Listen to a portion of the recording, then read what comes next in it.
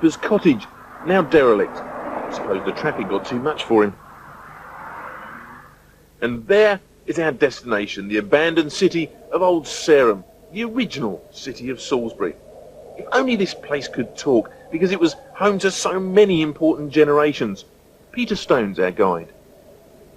I mean, what we've got is, at the moment we're standing on the big ramparts of an Iron Age hill fort.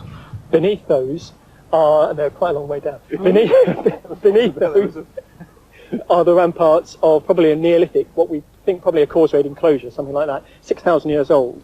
And then down just over there behind your shoulder, you've got one major Roman road running out straight there off to Winchester, two more off on the left-hand side going off to Silchester and then Cirencester. So down in the valley there in the Roman period, you'd have had the equivalent of a sort of motorway service station with a change of horses, hotels, food, restaurants, the lot. But you've not got another one over here, though. Well, this is later. And as you turn inside, you now come to the Norman period. So you're now just after 1066, probably in the 1080s or just before. The Normans come along, and there's a huge difference. In the Iron Age, you've got a huge place here defending the whole of the population against other populations or people coming in.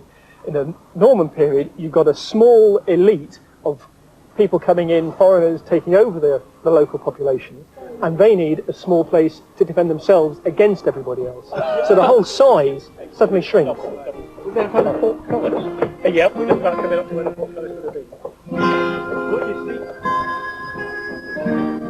So this was Salisbury, all this up here was This was Salisbury, yeah. We don't know what it would have been called in the Iron Age. Right. But then you've got the Normans who arrive, and then they would call it along the lines of Salisbury.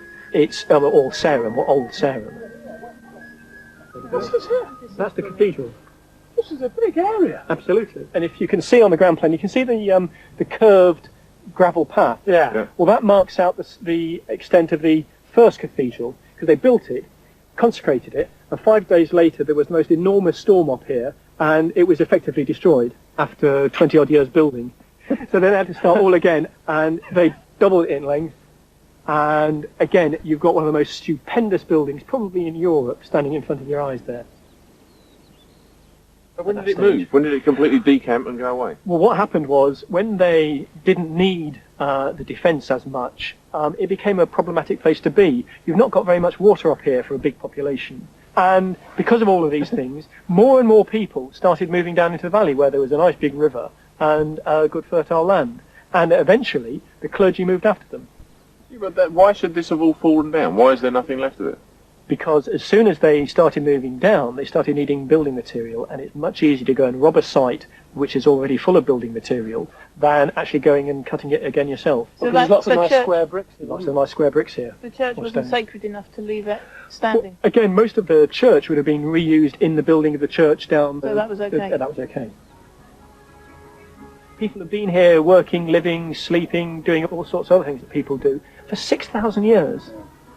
On an evening like this, it's an absolutely fantastic place to be. And that's the end of the Marlborough to Salisbury Trail. Join us next week for another journey in the tracks of our ancestors when Ridge Riders tackle 3 counties on the Ink Pen Way.